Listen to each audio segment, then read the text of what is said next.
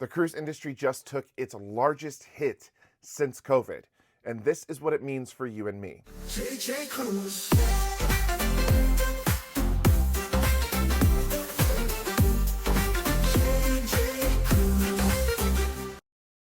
Hey everyone, what's up? My name is Jordan and this is JJ Cruise. Well, unfortunately, the S&P 500 closed down 5.97% this past Friday, but that number doesn't even come close to how much cruise line stocks fell. We're going to talk a little bit about this. We're going to ask the question, is it the right time to buy stocks? And I'm going to share some very important things that you need to know about the cruise industry that's kind of going on behind the scenes. Now, before I get into this, I do just want to invite you to subscribe to the channel. This is JJ Cruise. We do all things cruising here on YouTube. So if you love cruising as much as Jared and I, please hit the subscribe button. And for all up-to-date information, don't forget to hit the thumbs up. Cruise line industry stocks took a massive hit at end of close day on Friday. Norwegian Cruise Line fell about 16.6%. Carnival Cruise Line fell over 13%, and Royal Caribbean International fell 11%. Now, these are massive downturns for the cruise lines, specifically looking at the stock market. And while this is, of course, a trend for a lot of other businesses in the United States right now, many cruise line CEOs and professionals are a little bit nervous at some of the comments that have been made in the media and these tariffs that have been imposed on other parts of the world. There's two main reasons why this is happening. If you remember back in February, there was a comment made by the Secretary of Commerce, Howard Lutnick, who said that the cruise lines pay no taxes at all to the United States, and that under the Trump administration, that was about to change to make sure that the American people had more money in their pocketbooks. What Lutnick failed to explain in his interview is that the cruise lines do actually pay quite a bit of taxes to the United States ports.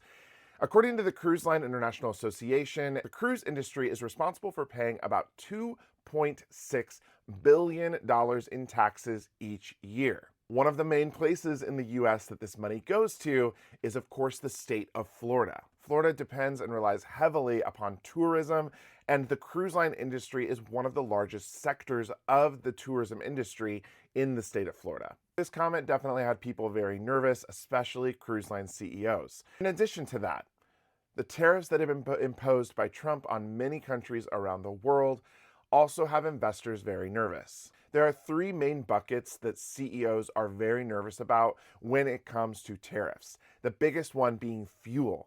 Of course, there are hundreds and thousands of cruise ships that travel all around the world every day, and most of them do run off of fuel. So depending on where they will get their fuel from, if fuel prices increase due to tariffs, this could really affect and impact cruise pricing and the cruise industry as a whole. Another one is food and beverage. We've already seen massive tariffs be imposed on tequila and European wines. And if you cruise, you know just as much as I do that those two things are consumed heavily on board. But of course, that's just alcohol. There's a lot of different food groups like avocados and tomatoes and potatoes that may come from outside the United States, and the cruise lines are purchasing them from within the US.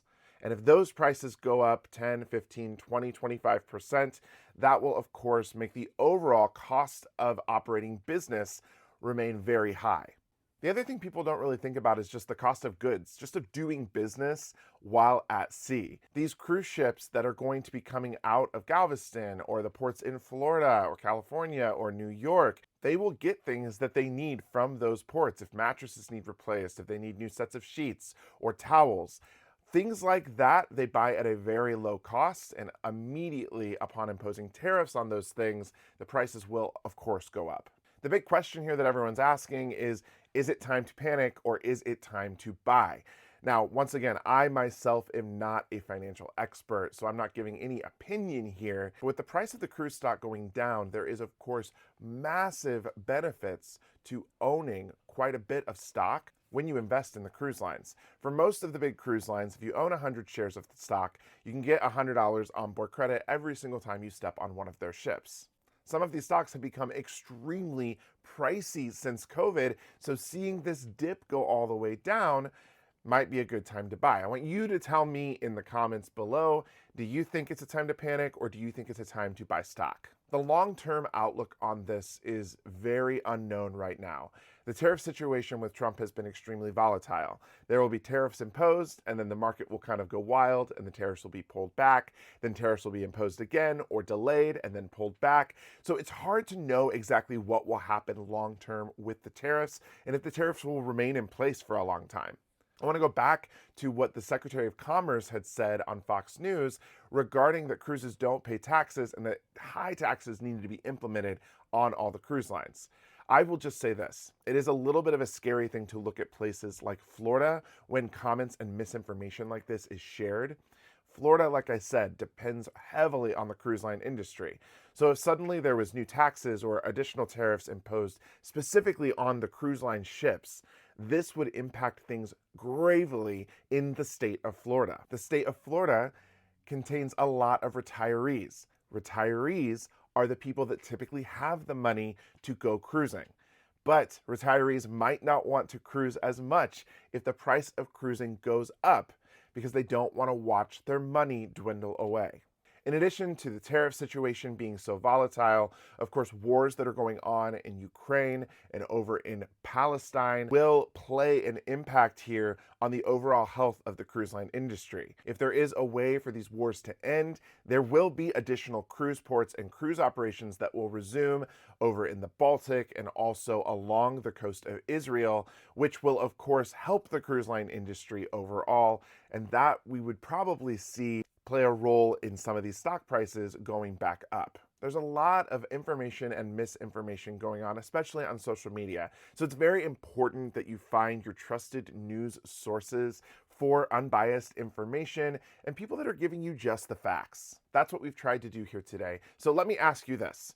Is now a time to buy stocks? Are you about to purchase stocks? Are you pulling back the reins on cruising and thinking that maybe cruising it's just not the right time? Or are you doing the opposite? Do you think cruise pricing is about to skyrocket, so you are booking all of your cruises right now? Let me know in the comments below what you think of this entire situation, and if you're about to run over to the stock market and purchase your share of cruise line stocks. Well, that was it for today. Thank you so much. Again, my name is Jordan. This is JJ Cruise, and until next time, see ya.